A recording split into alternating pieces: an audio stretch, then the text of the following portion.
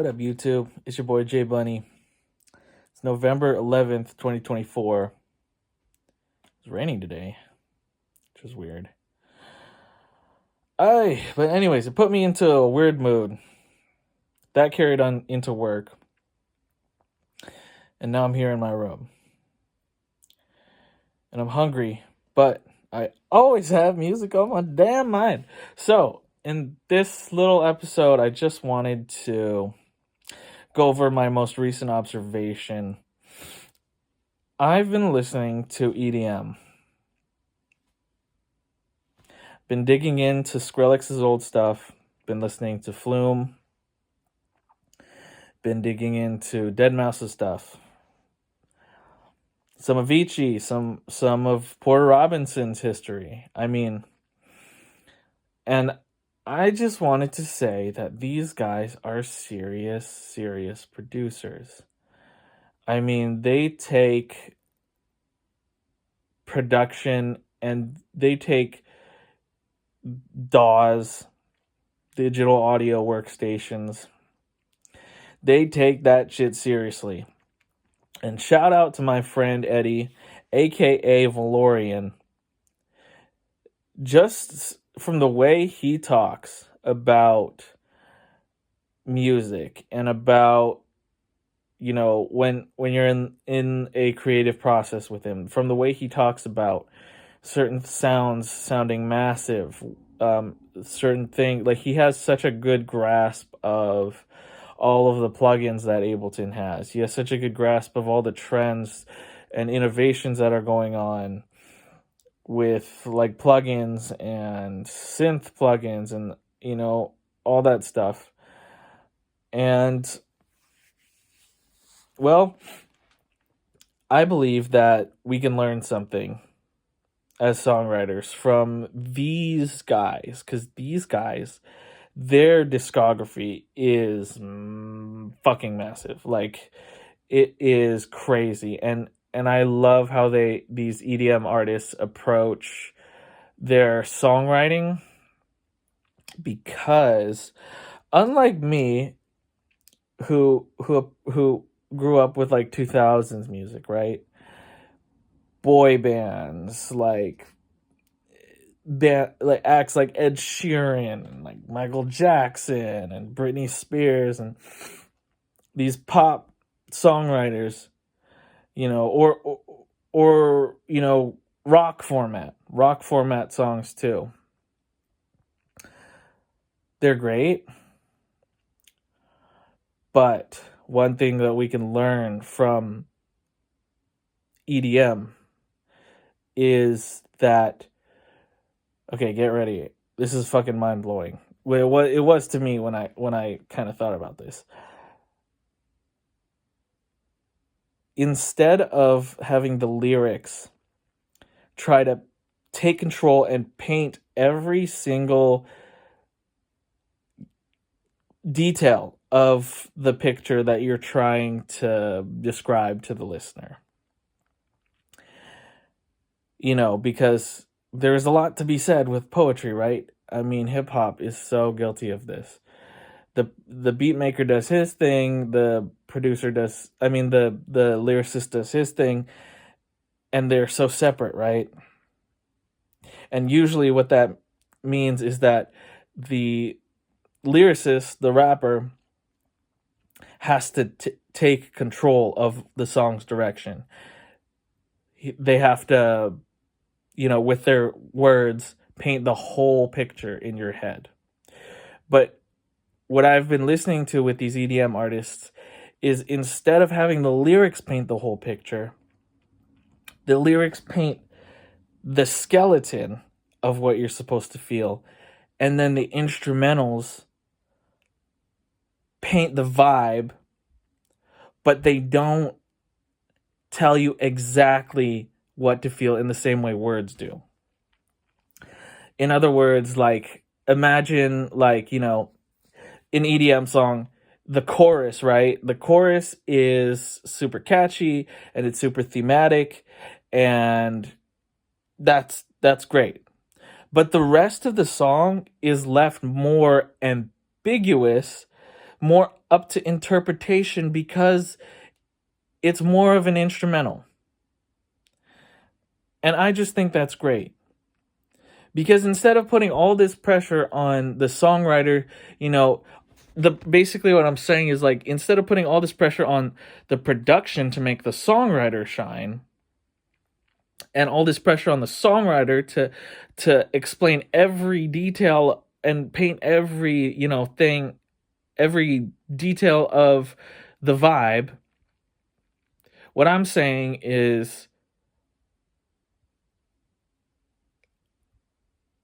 have the songwriter make the skeleton, have the songwriter like sing the skeleton of what you're imagining is that energy of the song, what moment you're trying to paint with sound, right? But then using the abstract nature of instrumentals to kind of guide the energy, but not totally make it obvious.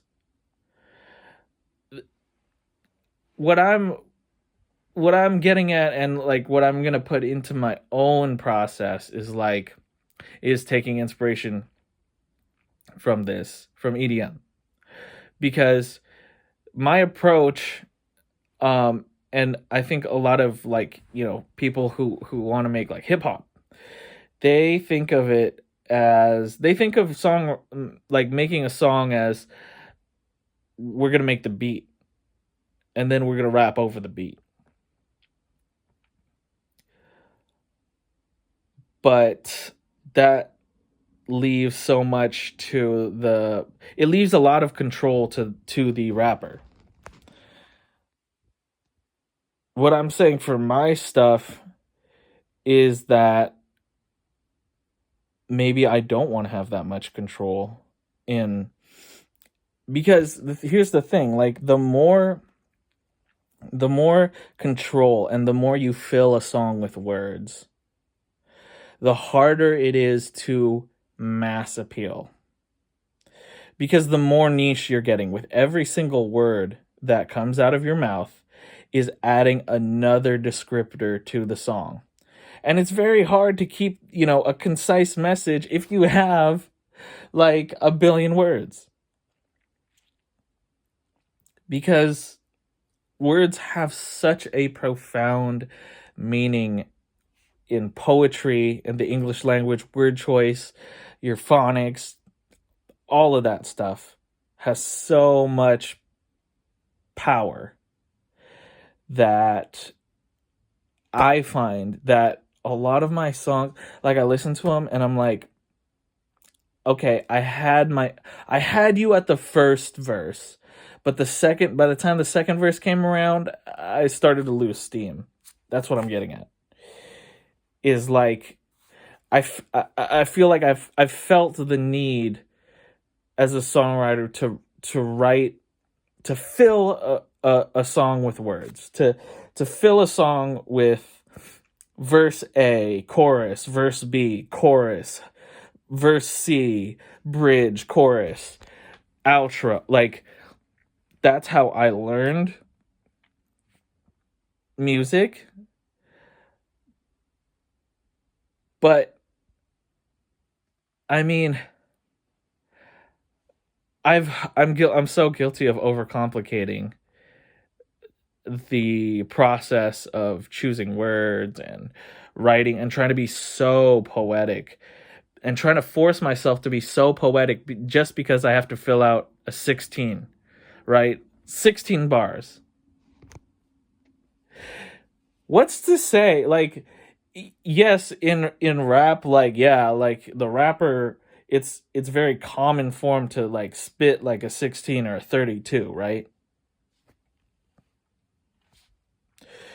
So much so that and a lot of other artists have probably felt that they needed to go that long. They needed to, like, they've had a certain vibe, they've written it down, and then all of a sudden, oh shit, that's only 8 lines, I need 8 more lines. and then they write 8 more lines, but they've forced themselves to write 8 more lines just to make it 16, as opposed to actually having the song need those extra words. And because they added the extra 16 lines, all of a sudden the song's meaning changes from this concise image of what they were actually talking about from the beginning into this jumbled up image of half and half now.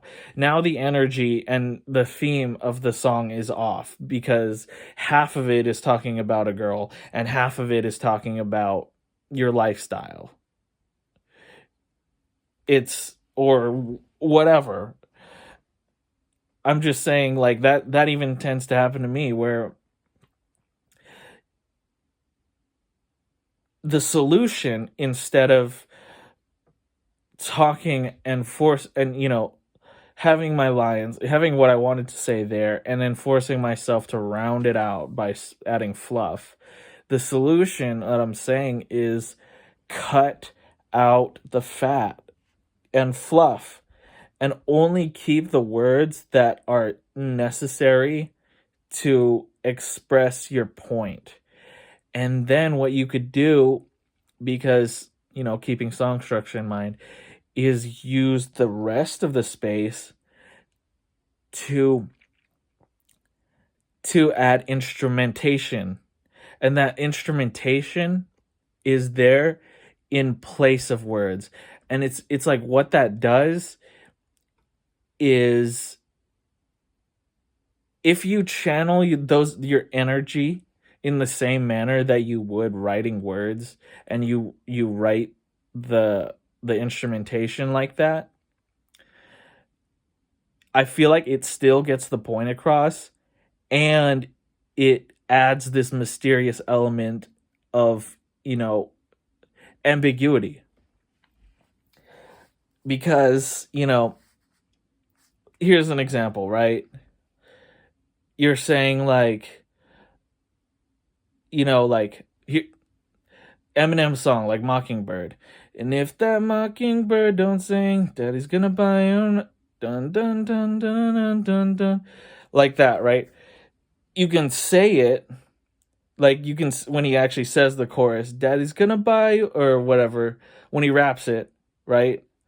Or you can play that exact melody on the piano and not have him rap it, and the piano riff is going to still get the energy across, but it's not going to be exact, because when you say the words, it's going to set that meaning in stone, because the listener is going to be like, they're going to interpret the melody, but they're also going to, when you say the words, it's going to lock that in. It's going to be like if that mockingbird don't sing, daddy's gonna buy you a diamond ring, and if that diamond ring, like that. But if you play that same melody, and it's like, what you want to say, but you play that melody in the same way that you would sing it, is what I'm getting at. Subconsciously, the listener is going to receive that energy, but because you didn't lock in the meaning with lyrics, it's going to allow them to make their own meaning from it. It's going to leave space, in other words, for them to fill in the rest of the picture, as opposed to trying to paint this whole picture and leaving no room for imagination. So at the end of the day, producers, songwriters, all I'm saying is, for myself, I'm going to take out the fat of words, of filler words. Keep only the bare bones, the strongest bars. And the rest, I will use instrumentation and space to fill. And I feel like what that creates is if you can strike a good balance, it creates a much more cinematic experience because the listener gets to imagine. They get to make their own meaning. Because it's like if you keep rapping, I'm sorry that I keep rambling, but literally, like, the difference between, like, here's the thing. Okay, so here's another example, like a bass drop in like a dubstep song. Yes, you could sing over that, but that's what I'm getting at. The instrumentation is supposed to hit you and be like this wall of energy, and you should. And I feel like everybody has their own interpretation of the dubstep drop. Like, they see something different in their head. It makes them feel a certain way, but because there's no lyrics locking in the specific meaning of the drop or whatever. I mean, there could be, but generally EDM producers keep the lyrics vague and mysterious because their songs, that's basically my mind is melting right now, but basically that's what I'm getting at. They keep it mysterious. EDM producers know how to do that. They have such a vast respect for the DAWs and the whole production process that I feel like I mean, whether it's conscious or not, they tap into the ability of instrumentation to really, instead of just lifting up the vocals and the songwriter, being extra voices in the song that have their own language of how they communicate emotion, I guess you could say. Boy, I've said a mouthful, and I hope it makes sense. And if not, that's okay. I'm Jay Buddy. This is Music on My Mind. And if there's any topic or anything musically that's on your mind that you want me to talk about and, or just think about, like, shout me out, comment it. Because that's one thing about this whole world of audio. There's thousands of rules, and there's even more ways to break all of them. And there's all these schools of philosophy. And that's what's cool about music, is that it's a whole ecosystem with influences, pulling. Every musician pulls influences from 1,000 different places in their subconscious, and sometimes it's conscious and sometimes it's not, but hell, that's what I do. Anyways, probably gonna talk about that next time. My name is Jay Bunny. You're watching Music on My Mind. Thank you for watching. Peace.